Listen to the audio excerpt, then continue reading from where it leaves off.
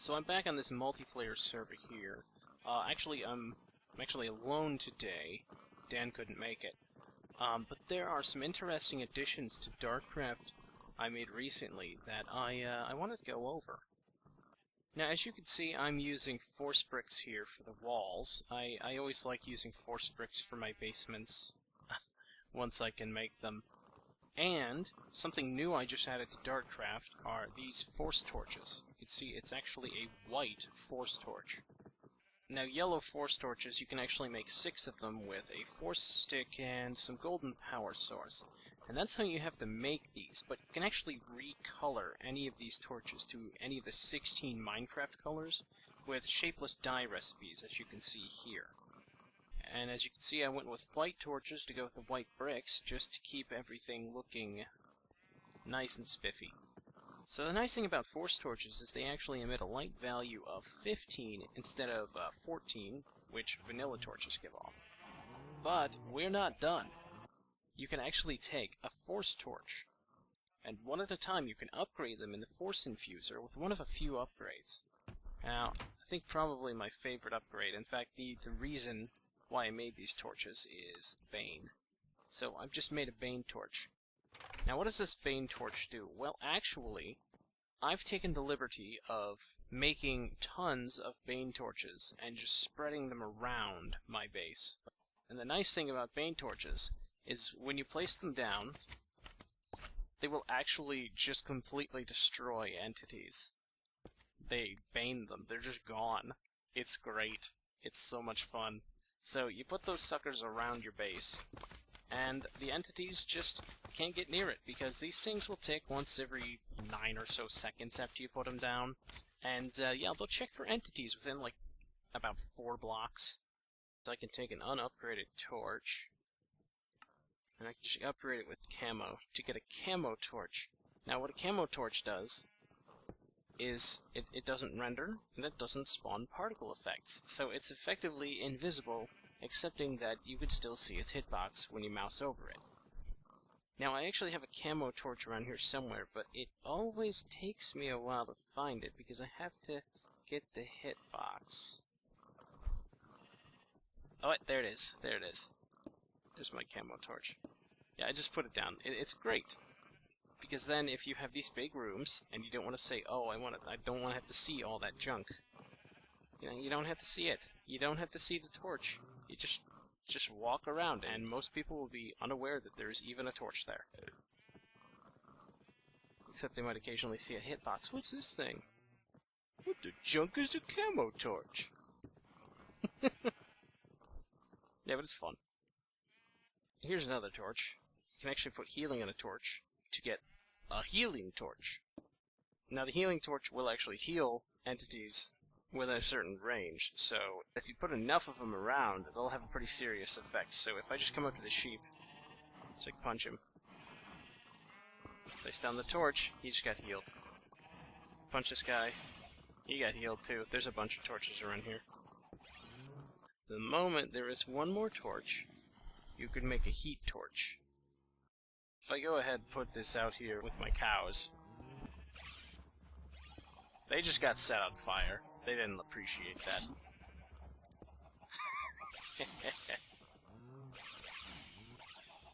Chickens! This might kill the chickens. That didn't kill them. They're fine. They're fine. Let's see that one more time. Boy, that's fun. Now, I actually wasn't taking any damage because I have heat on at least 3 pieces of my force armor, which makes me completely immune to fire damage. Now, you're supposed to be able to shoot these from your bow, but it's not seeming to work. Now, this thing right here, this is something very new. It's the force furnace. To make a force furnace, you take furnace, 5 force ingots. Now, you put this guy down anywhere. He's a furnace. He's yellow. Alright, well, this resembles vanilla furnace very, very closely, you know? Right, except it's got this force gem thing here, and whatever this junk is. It also has an information tab. Now, the thing to note about information tabs, as of beta 0206, these information tabs will actually cycle through available information in a set pattern. Meaning you can just read through all this stuff by just constantly clicking on it and reading the information. And once it starts repeating itself, you've learned everything you need to know about this device. Now, like any standard furnace, you want to smelt something, it's going to need some fuel. I'm going to put a piece of coal in there. Let's put this cobblestone I have in there. It took it, it turned it into fuel, is what it did. And of course it's smelting. It's smelting the cobblestone into stone. And we can see it's visually putting out some particles, and it also changed its icon to a little bit of redness there to indicate that it's smelting. And there's also a little red progress bar to indicate that it's burning these things. Now what's going to happen here is this thing is smelting at twice the speed of a vanilla furnace. I just happen to have a bone meal painter, a white painter here. And look at that. And look at that. We have a white force furnace. Look at this sucker. If we were to say, give this a little bit of fuel, but not give it a sufficient amount of things to smelt, a vanilla furnace would be counting down the fuel. But force furnaces retain their fuel when idling. So what we could do is we can still get 8 smelts out of this, but we don't necessarily have to smelt 8 of the same thing. So this thing has 10 stone in it, 1200 fuel, right? Now all I have to do is break the block, and when I look in my inventory, it actually says 1200 fuel, 1 out of 4 slots. So these force furnaces don't need to be force wrenched, and if you break them, they drop themselves with all the stuff in it. Now believe it or not, that's not all these things can do. You can actually socket these guys with some upgrade cores. Now I'm going to make a speed 5 upgrade core. Now just place the socket in this slot, and you can't remove it. It's a socket. It's a standard DartCraft socket. If you want to get rid of it, shift right click to delete the socket. Now, putting this core of speed 5 in here will do just what you think it will. If I put some cobblestone in here, it's going to smelt at an alarming rate. And it just used up all that fuel. Keep an eye on how many it smelts, right? I have 16 in here. 1, 2. This is not sped up. And it just smelted 8 more. So, it uses the exact same amount of fuel, even that a vanilla furnace does. It just does it at an insane speed. Now, I'm actually more of an efficient person than this, so I'm actually going to desocket that guy and put this heat core in. Now, what the heat core will do is it will not modify the speed. Now, this footage is sped up. Alright, there we go, and it smelted 16 items instead of 8. So, that's what a heat core does, is it doubles the efficiency of this furnace. It will get twice as many smelts out of the same amount of fuel. Now, there are a few more upgrades that are available to this, but one of the ones I have over here in this force furnace, which I've been running on blaze powder, because I have serious amounts of blaze powder, I put a core of grinding in here. Now, what this guy will do is he will take, actually, just as long as a vanilla furnace to smelt, and he'll actually use twice as much fuel, but he'll actually use DartCraft grinding recipes on whatever you put in here. So here's another furnace I made. They always start off yellow. And what I'm going to do is I'm going to take this frozen core that I made up. I'm going to socket them in here. Now, the significance of the frozen core is it actually uses DartCraft freezing recipes. Freezing actually only uses half as much fuel, and it goes twice as fast as smelting does.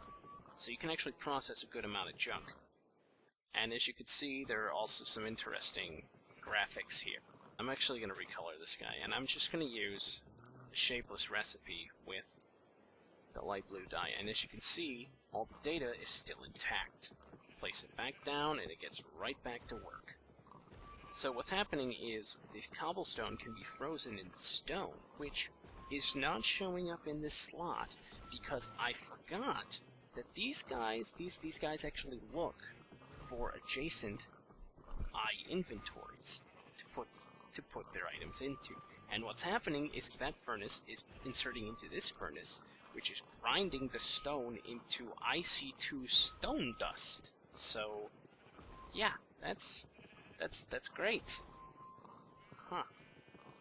Okay, so I just watched this thing smelt. Didn't take that long. It smelted it froze for one piece of coal, 32 cobblestone into 32 stone. Now, to be honest, I want to add an NEI plugin for DartCraft's freezing and grinding recipes for this exact purpose, but I'll have to figure that out later. Who knows, maybe it's already out by the time this video goes out. It is? Oh, well, good. I think I can read my own annotations. If I get a hopper, throw that sucker on the top here, it will actually fill it in with items, if it can. And it'll put the items in the appropriate slots. It's filling the cobblestone into the top slot, and it's filling the coal into the bottom slot. And now to demonstrate the feature I was talking about before, this will actually output, when it smelts something, its items to an adjacent chest. So look at that. I'm going to make some empty cells. I'm going to get a little bit of lava. And I'm actually going to drop one in here. And it just got 20,000 fuel from it. It got a bucket of lava from the lava cell. So, yeah. Lava cells can smelt 100 things. Good lord.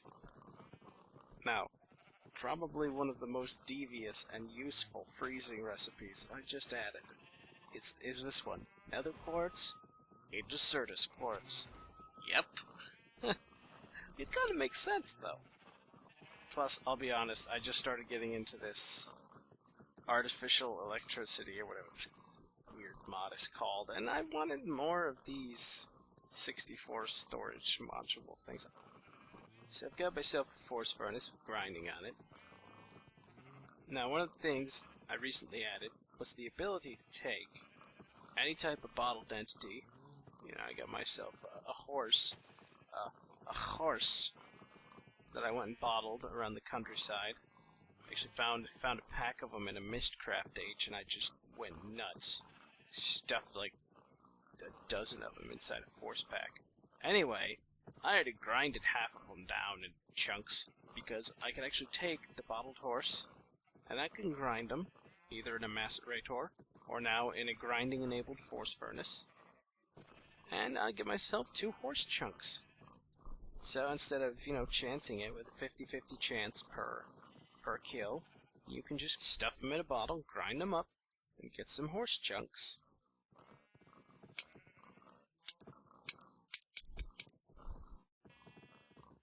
See, this is the funny kind of crap you can do when you have terrible internet access. It shows an awful time to go to crap. Just an awful time to go to crap. Look at all these packs, that's great. That's just great. Yeah, because those exist. Well, I guess I have to do something else.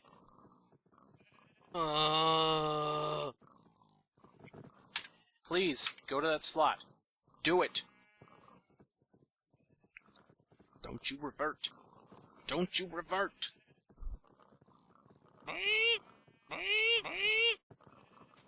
Alright.